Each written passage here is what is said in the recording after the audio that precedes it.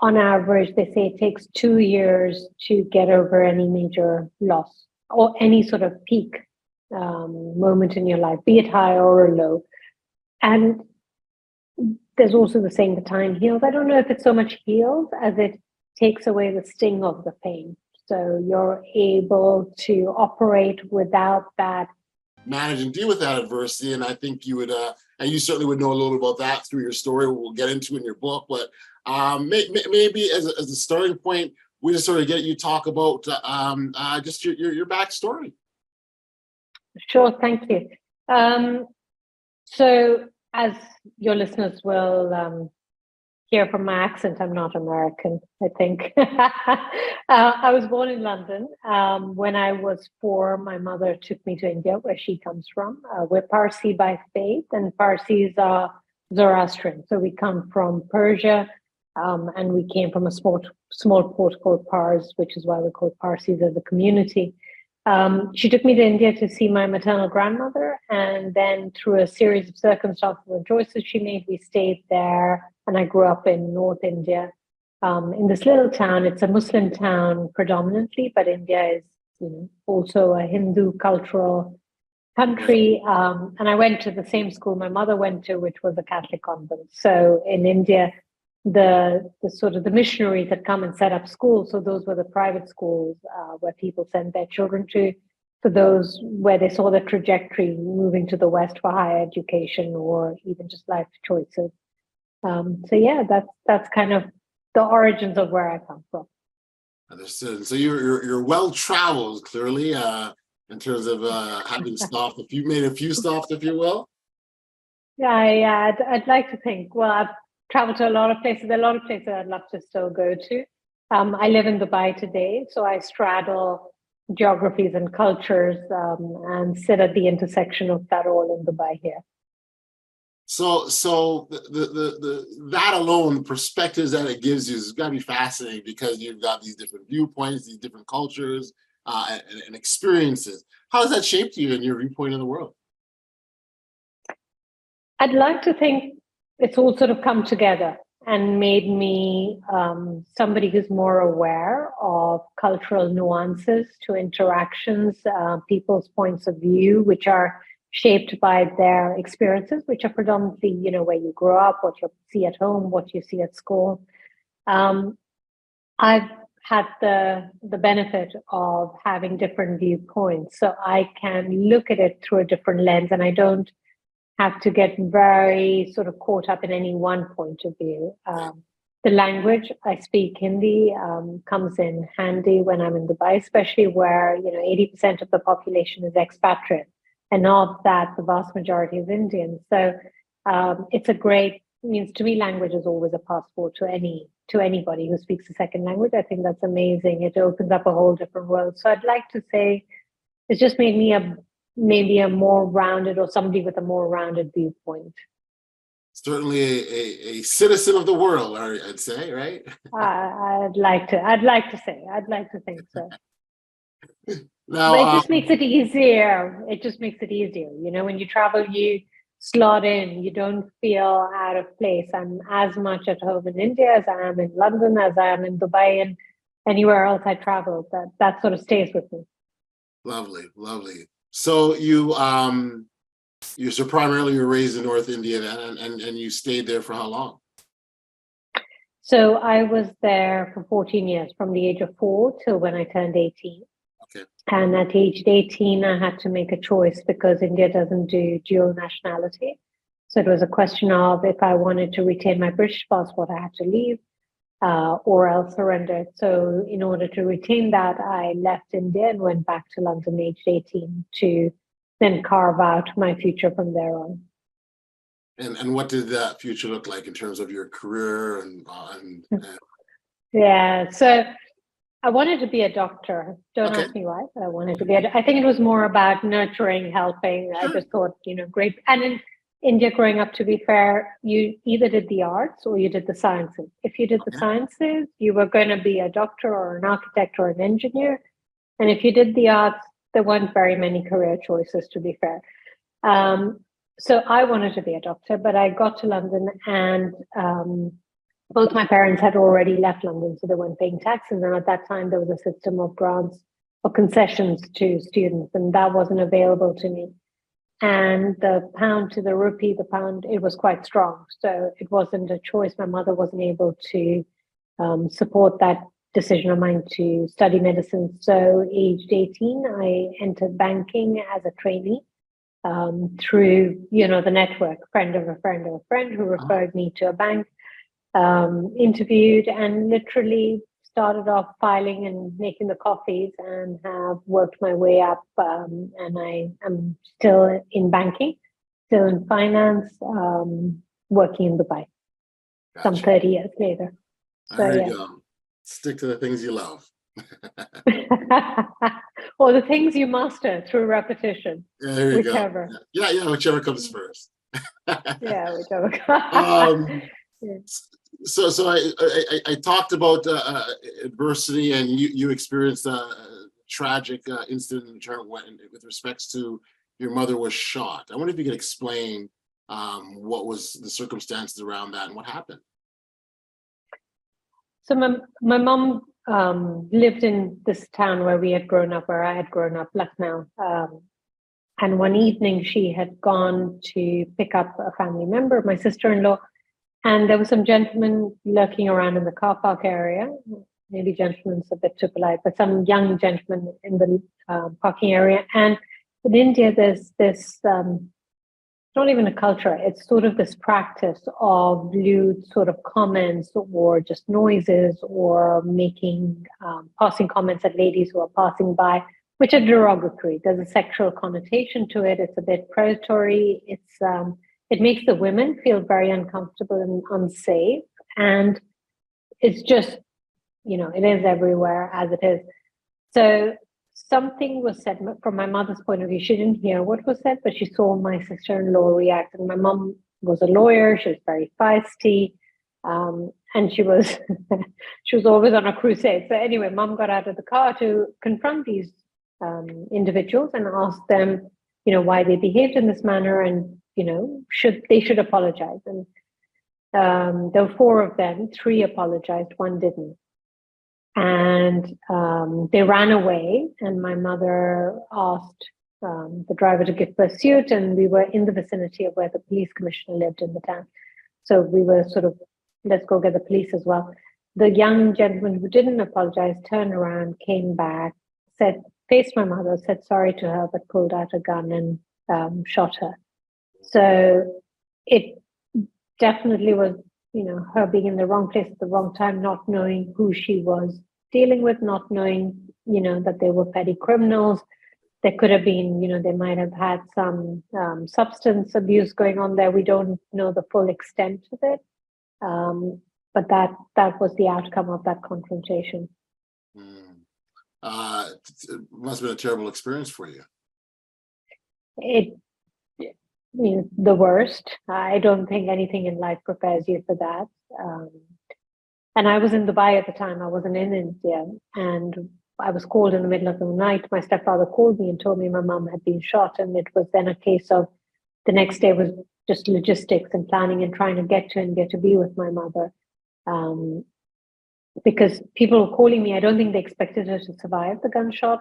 And in reality, if you hear about it, you would also say, does anyone really survive it? But in my head, I hadn't absorbed the extent of her wounds because I wasn't there, and I was just being told, and no one wanted to tell me that, you need to get here quick because your mom might pass away, and we don't want you to not have the opportunity to see her before she goes. But as it turned out, I got there and she survived her wounds for a period of time before she passed on. But it was harrowing at best. Yeah, no, I'm just, as I was thinking about it, thinking it through and processing how difficult that would have been, especially at a young age too, right? I was 36, so, not so young and not so old either. And I don't know if there's ever a right age to lose a parent in such a manner. But yeah, it just was the biggest loss, one can experience. Right. And so, you sort of talk about the experience when she had been shot, you met her at the hospital. Is that how it went? So yeah, so the incident happened in Lucknow, and because the hospitals there couldn't deal with her wounds and didn't have the equipment and the expertise, she was airlifted to Delhi, which is the capital of India, and I flew into Delhi. So she was already in a hospital that everyone had, figured out that would be the best hospital for her. She was in the intensive care unit, and I went to see her in the intensive care unit there. I see. So that phone call must have been shocking one to receive as well. It was.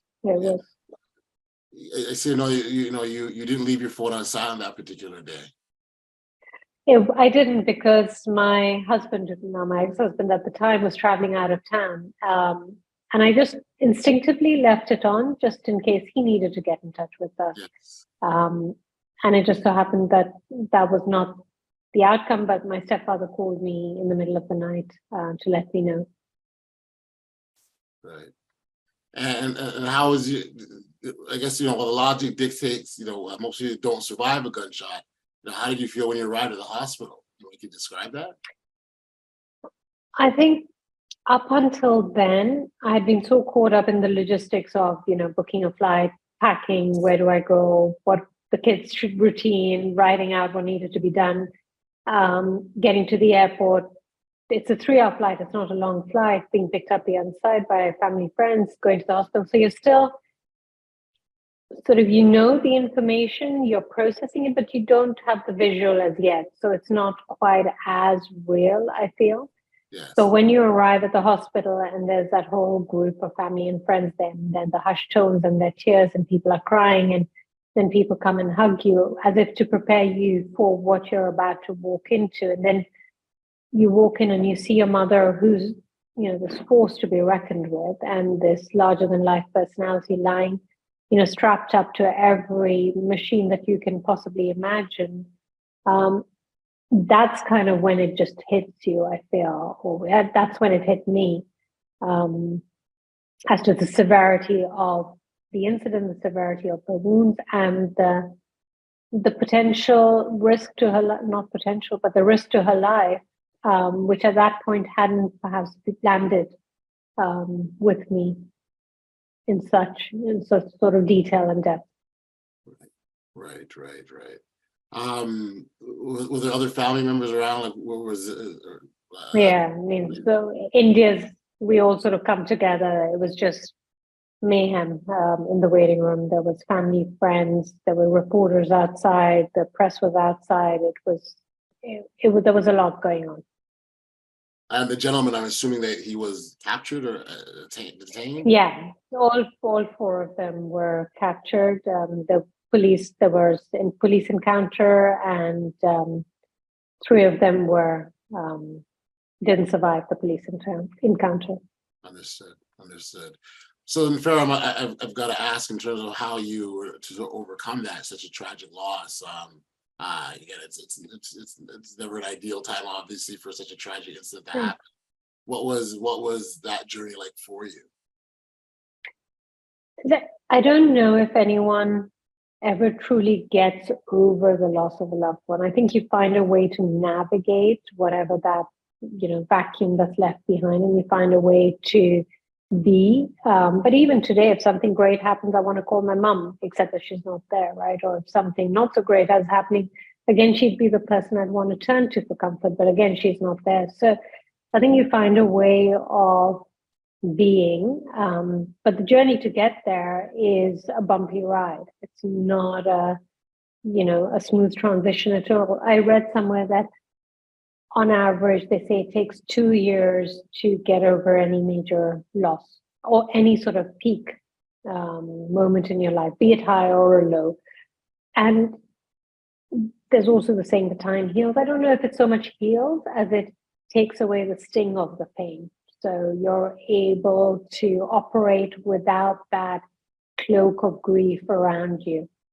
But to get there, you need to find whatever works for you. So for me, I started going for therapy to do grief counseling because I didn't know how to process it. I didn't have any benchmark of how do people deal with this. And there was no one around me who had dealt with it who could give me advice. So I needed professional help to deal with it. I did different modalities, be it hypnotherapy or holotropic or, whatever. I tried whatever to help me get over it. Things like spiritual practices, yoga, meditation, breath work, those, I'd always had a yoga practice, but it became a very large part of the journey in just strengthening the mind or finding a way to switch off the mind from repeating sort of thought patterns. And in the process, your body gets stronger as well. So when you're strong in your mind and strong in your body, you're a little bit more equipped to handle whatever is coming your way. And then Indians were big foodies. We start our day with food, we plan our meals, we show our love with food. And I'd always cooked, but baking became a new sort of creative hobby outlet. Every day I would come in and I'd want to create something because for a minute you're so focused on weighing the ingredients, you're not thinking about the loss for a minute. And then you create something that tastes nice and smells nice and spreads joy, and it, sparks a little bit of joy for you. So I think those were some of the tools I used, and obviously reading a lot. I read almost every book on life, death, afterlife, how do you survive loss? So my bookshelf even today is a lot about those topics. But yeah, everyone does it different. And this is just the way it worked out for me. I think that's a very important point when you talk about everyone does it differently, because I think that we might go through the same experience but have a same different outcome or a different reaction to it. Yeah. And that's okay. There's nothing wrong with that. Yeah. I think what has to happen, I think the most important thing is that whatever that we feel, that we allow ourselves to feel that. I think what happens is individuals go, I shouldn't feel this way. I shouldn't feel that way versus, hey, we're human. Like, this is how we're supposed to feel. Yeah, I think grief is one of those emotions that you have to let it pass through. I think if you try and put a stopper on it or you try and push it down, it's going to come out at some point, but in maybe not a very constructive way. So I think it's okay to let it come through, but to work through it, right? Rather than just wallow in it, but to allow it to come through and work through it and find a way through it. And, as you said, we all are going to experience something, some kind of loss, some kind of issue that's going to arise for all of us. It's finding what works for you and then doing the things that lift you up and help you get past it. I think so. I think that's what you got to do. I just tie it back to the fact that, we're talking about human emotions, and we really shouldn't be demonizing ourselves because you feel sad about something that took place. You should be allowed to feel sad the same way we want to be happy, right? Like, it's an emotion that we experience and go through it. And then, but I do like the idea of, as you said, and I think you read create and provide a great imagery to say, let it pass through you, right? What that suggests is it's not meant to stay, so let it pass through you. Yeah. Sure. I think, what I've experienced, we go around our life and whatever state we're in, it's never constant, right? The good doesn't stay good all the time. The bad doesn't stay bad all the time. It changes. So I think at any given point, we're aware that whatever we're experiencing today may not be the reality of tomorrow. So it does pass. But one has to consciously remember that it's going to pass. It's not going to stay the same, right? And to allow it to pass. Let's talk about some important lessons that come out of that ordeal. I mean, again, you certainly want to honor individuals as they go through whatever experience they go through, and certainly not minimize that. But at the same time, there are some lessons that come out of hardship, aren't there? Definitely. I think so. My mom used to say to me, we choose our lives for the lessons we're going to learn. And I've always, when she was around, I would tease her about it and challenge her about it and say, I'm really sure I did not choose this particular whatever I was going through. And people say to you things happen for a reason, but again, I couldn't find reason in why, things happened to my mother in the way they did. And then again, if I tied back to would she have chosen to go this way, again, it's very hard to wrap your head around that. But as you say, every adversity teaches you something. So today I don't have my mother who might have been my foundation. So it's about finding a way to be strong in myself, being my own foundation, or being really strong in my ability to stand on my own 2 feet and to be able to manage whatever's coming around me on my own. So I think self-sufficiency is a recurring, repeated lesson that has been drilled into me. But yeah, that's definitely one of the lessons I've learned in terms of and navigating your emotions and finding a way to harness your mind and to not repeat negative patterns, to be able to, whatever modality works for you, to use those to support you in your journey past whatever's, causing upset at the time. I very much like the idea of harnessing our mind, right? Like taking control of it, because we all know that if we let our thoughts run wild, they absolutely will run wild, and they'll come up with every worst case scenario if we let it, wouldn't it? Yeah, it's true. And when I was going through therapy, it would be like, if I was having a particular okay, so this is what's happening, and what's the worst that could happen? She would make me envisage the worst case scenario that my mind was dreaming up, and then okay, then what? And then how would you solve for it? And I would have to come up with a solution. Okay, and then what's the worst thing you can imagine? And each time she would take me to that end and then say, okay, but what would you do if you were in that situation? And I would come up with a solution. So she's like, nothing is going to be as bad as you imagine it can be. And for each of the situations, you have a tool or you have a solution. So I think, as you say, our minds can take us to places reality may not take us to, or vice versa. But I think we're stronger than we might give ourselves credit for. Right. Yeah, no, absolutely. Absolutely. And I think if we continue to give ourselves that credit and continue to acknowledge what's happening inside of us, I think we're gaining our own power back, so to speak, as opposed to giving away and letting something or someone else dictate it. Yeah, true. I agree. Definitely agree. What was your relationship with your mother like?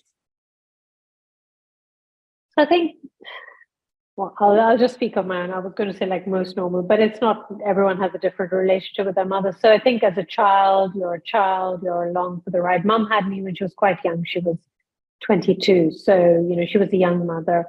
When she made the choice to leave my father, I think that impacted me quite a bit. I was the eldest child. And as a teenager, I was probably not a joy to be around.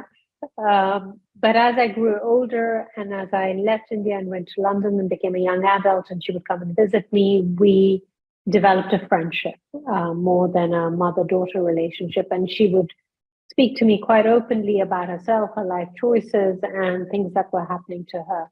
And then when I had my children, she gave both my children their names. And there's something really magical about seeing your mother with your children. And she used to say, the grandchildren are like interest on your capital. They're sweeter than the capital because you've earned that interest. It's hard won. So yeah, it went through a cycle, I think, like most relationships. But at the end, we were friends and we were very close. Yeah, no, it's beautiful. It's so beautiful, and the fact that we can remember our loved ones through the memories, the good and positive memories. That's a way of keeping their memory alive and keeping them alive, right? By just correct. Talking about them, yeah. Absolutely. No, that's a beautiful thing. That's such a beautiful thing. You then did something very powerful. You turned your story into a book. Tell me about that.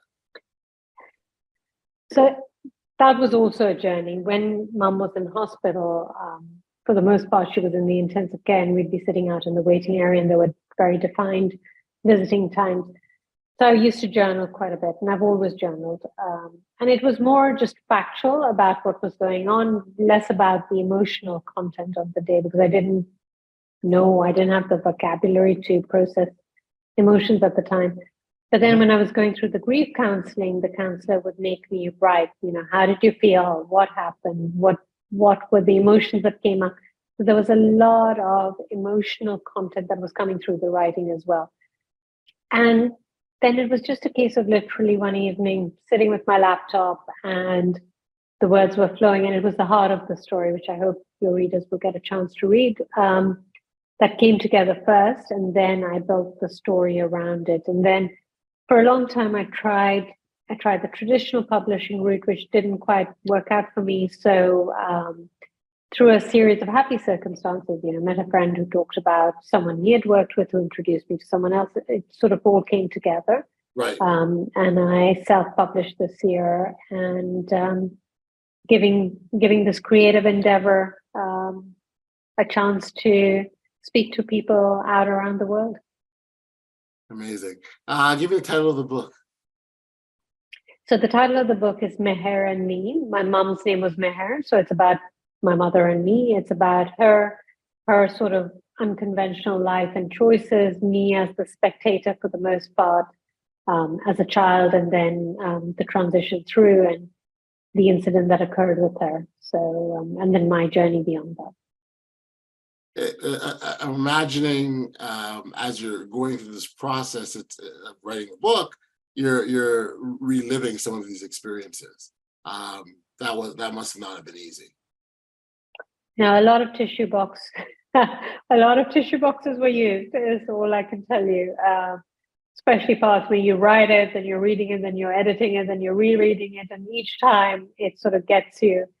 Oh, it got me. So yeah, there was a lot of emotion released through the writing of it, and it was cathartic in a way. But hopefully, it pays homage to my mother and the memory of her.